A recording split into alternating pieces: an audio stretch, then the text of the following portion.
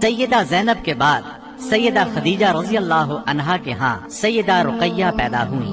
یہ ان سے 3 سال بعد پیدا ہوئی۔ ان کی پیدائش کے وقت نبی اکرم صلی اللہ علیہ وسلم کی عمر 33 سال تھی۔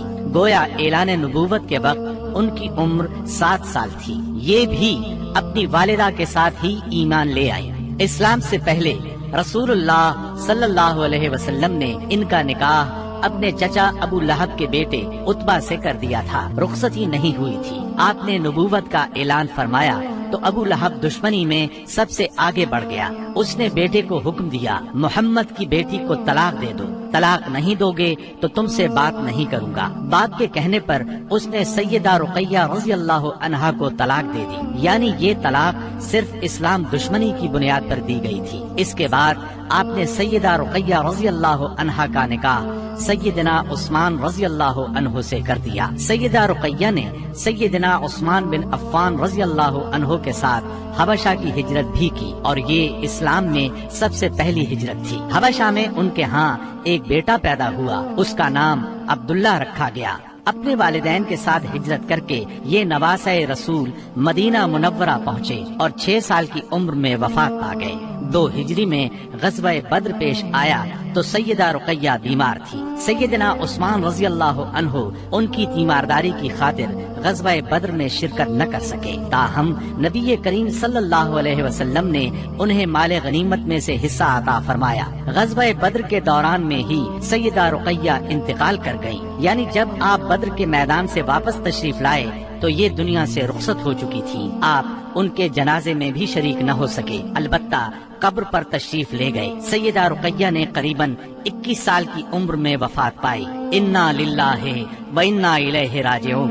سیدہ ام کلثوم رضی اللہ عنہا نبی کریم صلی اللہ علیہ وسلم کی تیسری صاحبزادی ہیں۔ یہ اپنی کنیت ہی سے مشہور ہوئیں۔ آپ نے نبوت کا اعلان فرمایا تو والدہ اور بہنوں کے ساتھ ایمان لائیں۔ ہجرت تک مکے میں رہیں۔ اعلان نبوت سے پہلے آپ نے ان کا نکاح ابو لہب کے دوسرے بیٹے عتیبہ سے کر دیا تھا۔ رخصتی نہیں ہوئی تھی۔ اسلام لانے پر ابو لہب نے انہیں بھی طلاق دلوائی۔ غزوہ بدر کے موقع پر جب سیدہ رقیہ کا انتقال ہو گیا تو سیدنا عثمان پر ان کی وفات کا بہت اثر ہوا۔ ہر وقت غمگین رہتے تھے۔ آپ نے انہیں اس درجے غمگین دیکھ کر ایک روز فرمایا، اے عثمان، مجھے اللہ نے حکم دیا ہے کہ میں اپنی دوسری بیٹی آپ کے نکاح میں دے دوں۔ جو مہر رقیہ کا مقرر ہوا تھا اتنا ہی مہر ام کلثوم کا ہوا۔ اس طرح سیدنا عثمان رضی اللہ عنہ سے ان کا نکاح ہوا اور آپ ذوالنورین کہلائے، یعنی 2 نوروں والے۔ یہ نکاح ربیع الاول 3 ہجری میں ہوا۔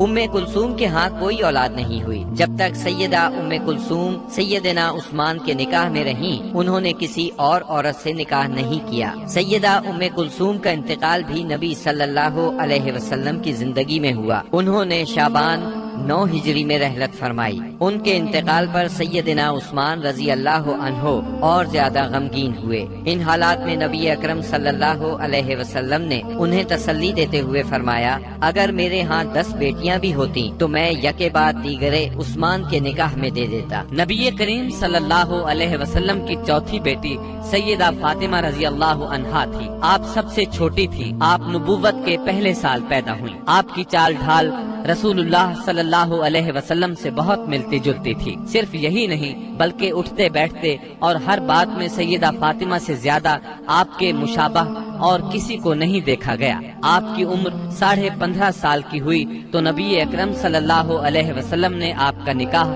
سیدنا علی رضی اللہ عنہ سے کر دیا۔ اس وقت سیدنا علی رضی اللہ عنہ کی عمر 20 سال 5 ماہ تھی۔ اس نکاح کے گواہ سیدنا ابو بکر صدیق، سیدنا عمر فاروق اور سیدنا عثمان رضی اللہ عنہم تھے۔ نبی صلی اللہ علیہ وسلم نے آخری اوقات میں سیدہ فاطمہ رضی اللہ عنہا کو بہت وصیتیں فرمائیں۔ ان میں سے ایک یہ تھی، میری وفات پر ماتم نہ کرنا، چہرے کو نہ پیٹنا، بال نہ نوچنا، نوحہ نہ کرنا، نہ نوحہ کرنے والوں کو بلانا۔